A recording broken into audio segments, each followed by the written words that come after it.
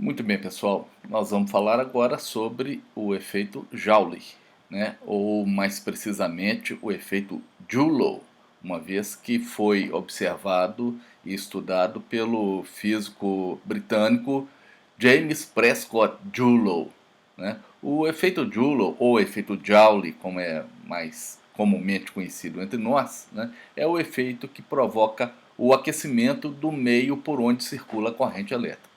Esse meio pode ser o quê? Né? Pode ser um meio resistivo, né? Pode ser um resistor, pode estar sendo usado de propósito o efeito Joule para poder provocar calor num dispositivo, por exemplo, no chuveiro elétrico ou um forno elétrico, né? De cozinha. Mas também pode ser indesejável, né? Esse calor pode estar ocorrendo, por exemplo, no interior de um condutor elétrico, né? Nesse caso, é, seria totalmente indesejável o calor no condutor. Mas como a corrente está circulando por esse meio, será inevitável a presença do efeito Joule, ou do efeito Joule. Tá? Ele acontece em função de choques, né, que o elétron sofre quando circula pela estrutura condutora. Né?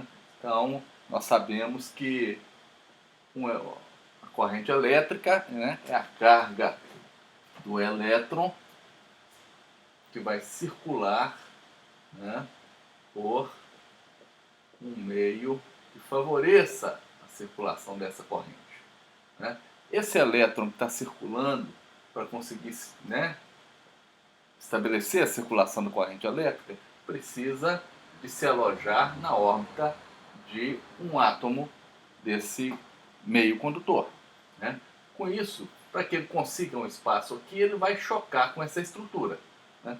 Ao chocar com a estrutura, ele vai liberar um espaço, uma lacuna para ele, né? Ele vai ocupar esse espaço e esse elétron que estava aqui vai deslocar para o próximo átomo e da mesma forma vai procurar um lugar para si, né? Provocando outro choque para expulsar um outro elétron e ocupar o lugar dele. Está estabelecida assim a circulação da corrente elétrica. Agora, cada vez que esse elétron choca nessa estrutura atômica do material condutor, ele libera calor.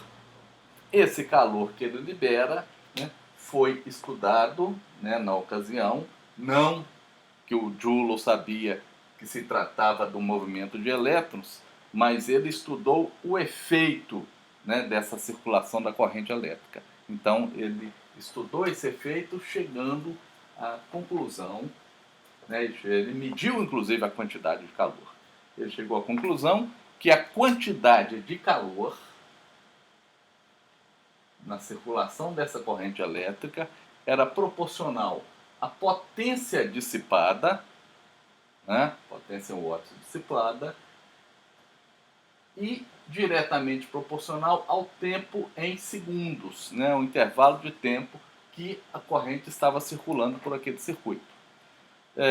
Nós sabemos muito bem da lei de Ohm, né, que a potência pode ser dada para nós como sendo a resistência do circuito vezes o quadrado da corrente que está circulando por aquele circuito.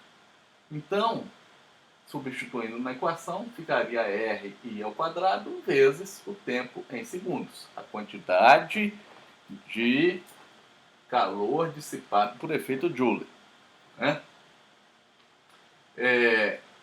Fica claro para nós, né, que essa quantidade de calor pelo efeito Joule é diretamente proporcional à resistência do circuito e é também proporcional ao quadrado da corrente que está circulando pelo circuito e também proporcional diretamente ao tempo que está durando essa circulação. Então, o tempo que o circuito fica ligado vai acumulando esse calor, essa dissipação de potência por efeito Joule. Né? O valor da resistência também. Vale aqui um detalhe, né? A gente sabe que quanto maior a resistência, menor a corrente no circuito. Mas quanto maior for a corrente que eu conseguir impor a um valor alto de resistência, maior será a dissipação. Então, essa dissipação por efeito Joule é diretamente proporcional à resistência e ao quadrado da corrente, além do tempo que o circuito fica ligado. Outras equações podem se derivar daqui, né? A equação de potência não é só R vezes I ao quadrado, né? A equação de potência também é tensão vezes corrente, né?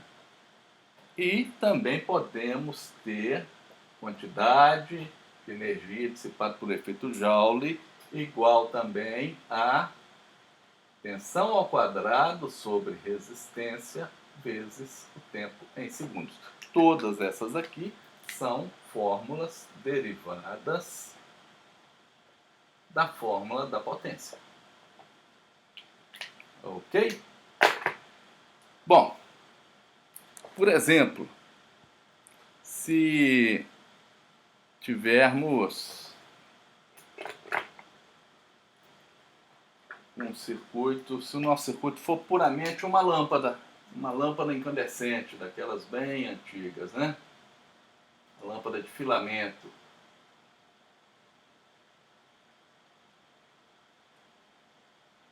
A lâmpada de filamento utiliza a corrente elétrica tão somente para provocar calor em seu filamento de tungstênio. Esse calor, quando ligado à circulação da corrente, vai provocar os choques internos na estrutura do tungstênio, provocando um calor, uma quantidade de calor, uma dissipação de calor por efeito Joule, né? Esse calor que provoca a incandescência do filamento e, consequentemente, a iluminação, né?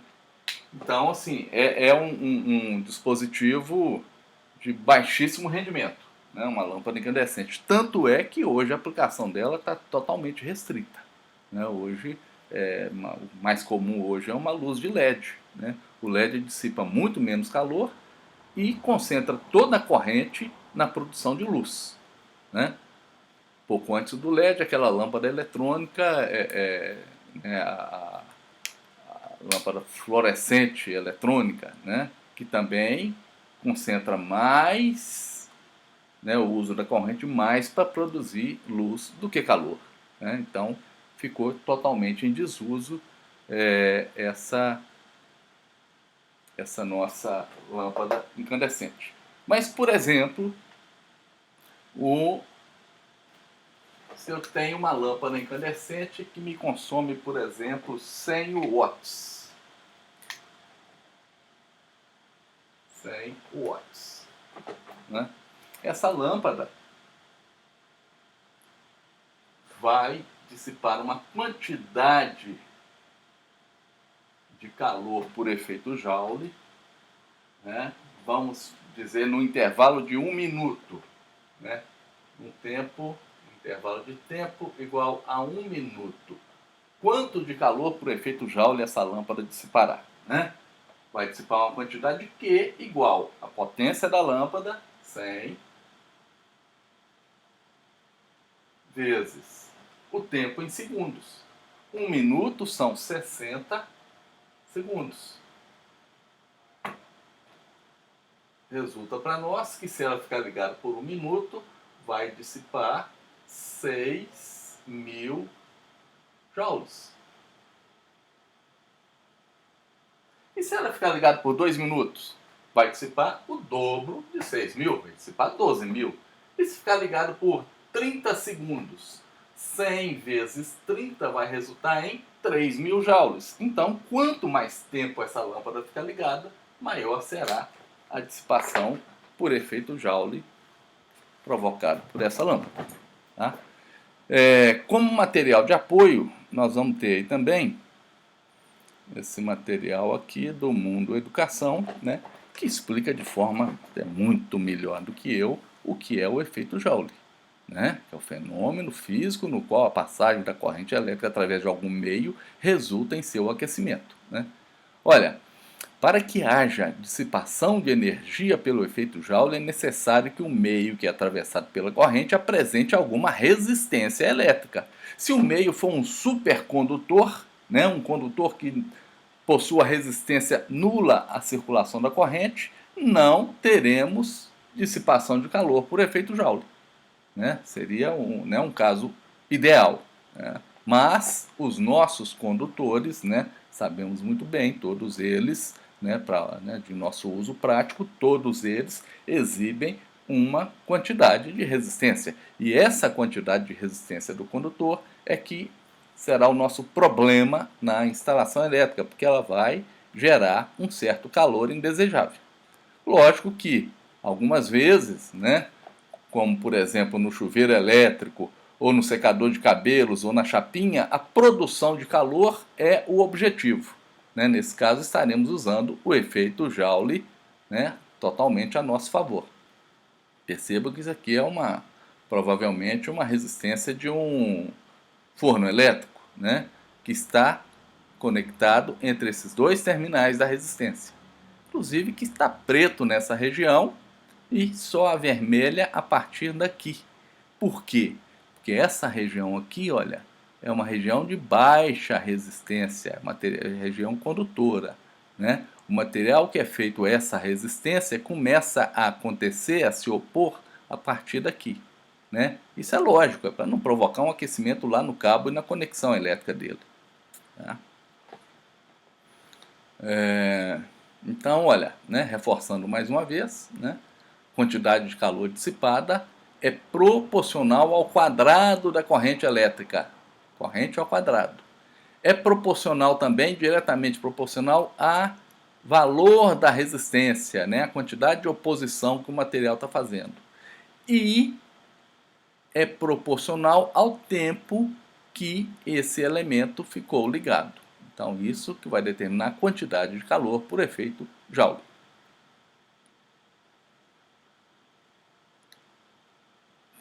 Para nós, né, nas instalações elétricas, né, o efeito Joule vai trazer um risco indesejável, tanto pela sobrecorrente dos condutores, que é quando eu faço circular por um condutor uma corrente maior do que ele foi projetado, né, que o corpo dele permite. Então isso aí é uma perda, né, um aquecimento por sobrecorrente, quanto por oxidação dos materiais condutores, né? Em instalações elétricas muito antigas é muito comum acontecer isso, né? Um conector, né, com o tempo, com a ação da umidade, acabou oxidando, enferrujando, né? Isso vai provocar aquele famoso mau contato. O que é o mau contato? É uma resistência ao contato. Essa resistência ao contato, como está circulando corrente elétrica, vai provocar o quê? Calor, né? E é um calor indesejável, num ponto onde eu não poderia ter calor. Esse calor pode, né, levar a minha instalação elétrica a um colapso, tá? Quando ocorre um curto-circuito, né, um fio curto-circuitado com outro, né, então um pico muito grande de corrente passando por esse circuito, né, por esse circuito condutor, por esse fio condutor, vai provocar através da resistência desse fio um calor muito alto, né, que pode chegar à causa de incêndios ou queimaduras em quem tiver, né, em contato com esse material. Vale lembrar ainda um outro efeito que está destacado aqui, do efeito Joule no corpo humano, né? A pele humana, ela possui um valor de resistência, é uma resistência alta, tá? Mas se eu fizer circular uma corrente pela pele humana, além dos efeitos do choque sobre os músculos e os nervos, eu terei também um efeito de queimadura devido à circulação da corrente por uma região do corpo, né? Essa queimadura, né, vai se desenvolver por efeito Joule. A corrente circulando pela resistência do corpo vai provocar um calor, e esse calor vai provocar um ressecamento, né? vai carbonizar essa região por onde circulou essa corrente. Isso é um efeito secundário, por exemplo, de um choque elétrico, né? A seguir está colocado alguns exercícios, né? Observem todos eles, são exercícios resolvidos. Por exemplo, o primeiro, olha, assinale a alternativa incorreta com relação ao efeito Joule, o efeito Joule, né? O efeito Joule é utilizado para gerar calor em chuveiros, churrasqueiras, etc., chapinhas e secadores de cabelo. Sim, é para isso mesmo, né? O efeito Joule ocorre em razão da passagem de corrente por algum corpo que apresente uma resistência elétrica. Sim, para que haja o efeito, é preciso que a corrente, né, receba a oposição de um resistor. Letra C. A quantidade de calor dissipada pelo efeito Joule é inversamente proporcional à resistência elétrica? Não, né? Já vimos aqui atrás, na lei de Joule, que a quantidade de calor é diretamente proporcional à resistência elétrica. Então essa questão C está incorreta. Letra D. Quando um fio condutor é atravessado por correntes muito altas, é possível que ele aqueça-se em razão do efeito Joule. Sim, né? Corrente alta no fio condutor, sim, pode certamente provocar calor por efeito Joule. Então, a resposta errada, nesse caso, é a resposta da letra C. Né? Aí temos outros, né? Outros exercícios, né? Peço muita atenção a todos eles com resolução. E por último aqui, olha, né? Uma consequência do efeito Joule. O fio condutor, né? Provavelmente circulou por ele uma corrente maior do que ele poderia suportar. Essa corrente que circulou por ele, multiplicado pela essa corrente ao quadrado multiplicado pela resistência desse fio, provocou uma quantidade de calor por efeito Joule. Esse calor acabou provocando o incêndio, né, do plástico aqui, né, do invólucro desse isolante, do isolamento desse fio condutor.